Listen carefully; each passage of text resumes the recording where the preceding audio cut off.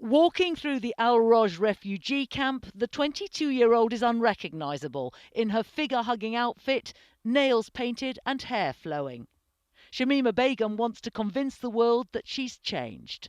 If ISIS were to come back now, if they were to come to the gates right now and say who wants to join us, and whoever doesn't join us, we'll kill them, I would rather die. I would rather die than go back to ISIS. Soon after the collapse of the Islamic State group's caliphate, Shamima was seen with her newborn son, who died in infancy, the third child she'd lost.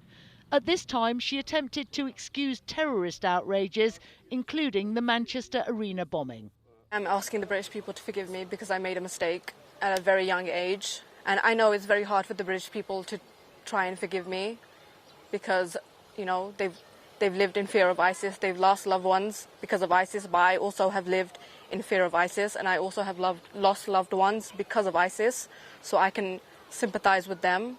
She's seen here leaving the UK as a 15-year-old, one of 3 schoolgirls from East London, seduced by online extremism. But she insists she's not a terrorist and hasn't killed anyone.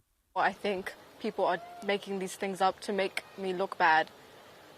But the fact that people believe these claims, I don't know how to explain it, but if you really think I did do this, why don't you bring me back and put me on trial and hear my side of the story?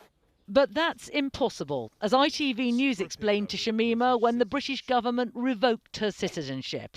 Please find enclosed papers that relate to a decision taken by the Home Secretary.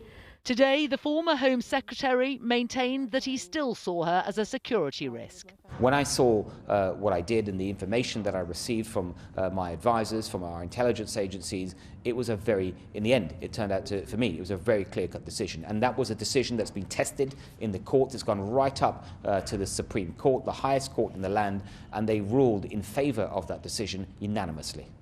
After 7 years away, Shamima distanced herself from Britain, referring to your country. You are clearly struggling with extremism and terrorism in your country, and I want to help with that, with telling you my own experience with these extremists and what they say and how they persuade people to do what they do and to come to places like Syria. I think I could very much help you in your fight against terrorism, because you clearly don't know what you're doing in the fight against terrorism. Since Shamima's been rejected by her country of birth, it's an opportunity she's unlikely to be offered. Juliet Bremner, ITV News.